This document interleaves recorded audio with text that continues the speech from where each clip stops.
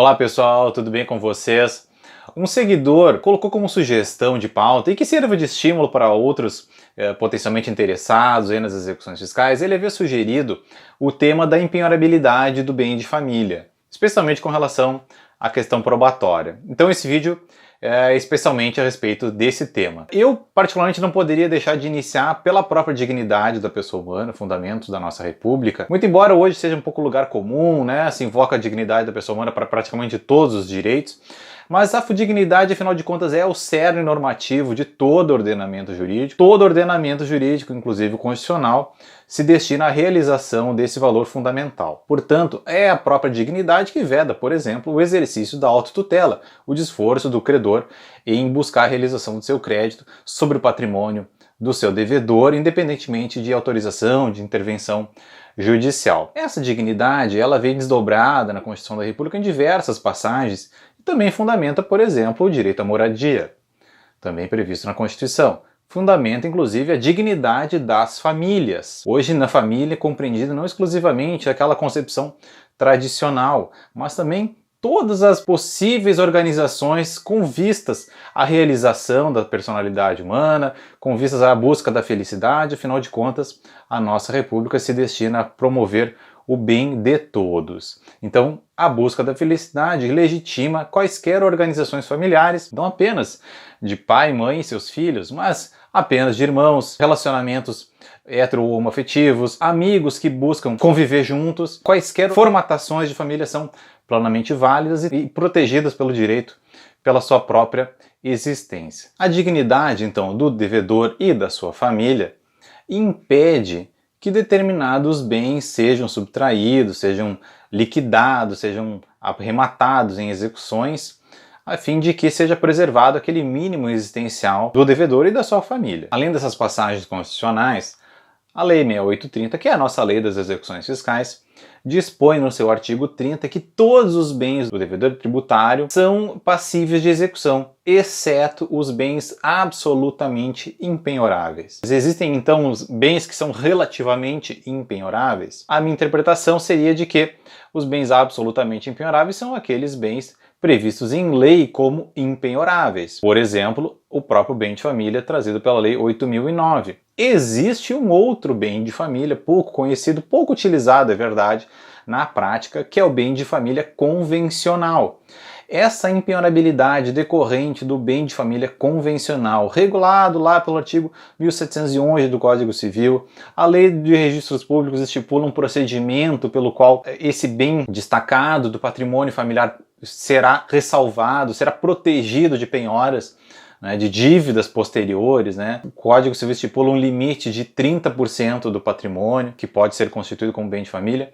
Então, esta limitação convencional é estipulada por decorrência da vontade dos integrantes da família. Essa limitação não é oponível à execução fiscal. O artigo 30 ressalva apenas os bens absolutamente impenhoráveis. A Lei 8.009 ressalva, protege aquele imóvel que serve de residência da família. É o bem de família que serve de residência daquele núcleo familiar, compreendido então como quaisquer arranjos familiares, organizações afetivas que são livremente estabelecidas para fins da convivência, para a busca da felicidade. Esses bens ficam ressalvados e existem algumas exceções. Todo mundo lembra do caso da fiança, mas os impostos incidentes, taxas, tributos incidentes sobre aquele bem, os tributos reais, o IPTU, uma taxa de coleta de lixo, esses tributos eles podem ser cobrados inclusive sobre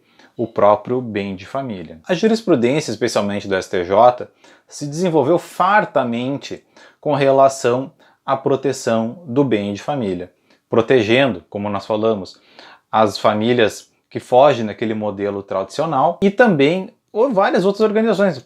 Por exemplo, um bem que é submetido a uma locação e dessa locação é oferida uma renda para a manutenção da família. Então, a jurisprudência do STJ se desenvolveu fartamente e uma das principais vertentes que eu gostaria de destacar é a indisponibilidade desta proteção legal, porque é uma proteção absoluta, fundamentada não só na dignidade da pessoa, mas também da família, o titular daquele bem que consta lá no álbum imobiliário não pode dispor, ele não pode renunciar à indisponibilidade por quanto ela protege um valor indisponível, que é da essência da proteção da organização familiar. Muito bem, Tiago, eu consegui entender aí esses fundamentos um pouco doutrinários, um pouco legais, um pouco jurisprudenciais com relação à proteção do bem de família, mas como é que funciona na prática? Como é que funciona na prática essa proteção? Como é que eu descubro se o meu bem pode ou não ser protegido na execução fiscal? Para respondermos essa questão, nós temos que recordar um pouquinho sobre o funcionamento da própria execução fiscal. Na execução, o devedor é citado para pagar ou nomear bens. Vamos tomar, por exemplo, o devedor é citado, não paga e não nomeia bens. A partir daí, a execução se processa livremente, ou seja, com uma penhora realizada coercitivamente, independentemente de indicação por parte do devedor que já teve aquela oportunidade lá no início do processo após a citação. Se o devedor se furta de indicar bens, o credor poderia, por exemplo, consultar os registros de imóveis daquela localidade onde se processa a execução e perceber que lá há a existência de um imóvel registrado, de propriedade do seu devedor tributário, do nosso executado. Se o devedor indica, então, mediante essa consulta, este imóvel na execução à penhora, o juiz poderia, por exemplo, determinar que essa penhora se realize por términos autos, como orienta o Código de Processo Civil, e a partir daí o devedor teria que, uma vez intimado da penhora, fazer prova de que aquele bem é um bem de família. Ele pode ter esse bem penhorado se houver outros da mesma natureza. Como é que ele vai fazer a demonstração de que ele não tem um outro imóvel que sirva de residência ao seu núcleo familiar? Nós poderíamos exigir uma certidão do álbum imobiliário, do registro de imóveis, de mais de 5.000 municípios brasileiros para comprovar que ele não possui uma outra unidade imobiliária para fins de residência da sua família.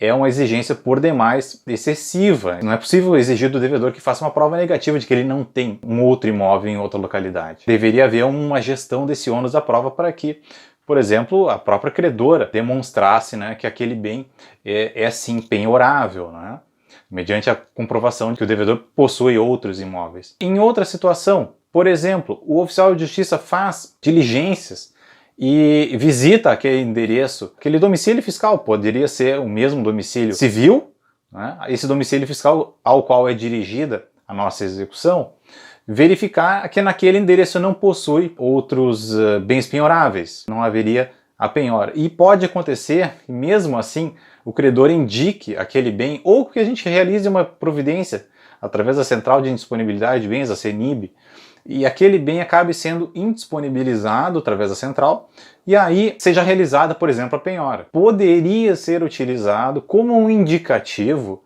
o resultado da diligência do oficial de justiça. A certidão do oficial poderia trazer um elemento, uma informação, uma declaração, alguma constatação de que aquele é o imóvel que serve de moradia do devedor ou da sua família. Este elemento, colhido no próprio curso da execução, nem é bem o propósito da diligência, fazer prova, mas elementos colhidos ao curso da diligência poderiam servir de indícios que, associados a outros, poderiam fundamentar uma decisão do julgador afastando a penhora daquele imóvel por ser bem de família. Então vejam que elementos colhidos ao curso da execução poderão servir de fundamento na análise da alegação de impenabilidade decorrente do bem de família, que pode ser trazida por mera petição, independentemente de penhora, independentemente de prazo para embargos, através de uma simples petição, como é o caso de uma exceção de pré-executividade, como já havíamos conversado em ocasiões anteriores.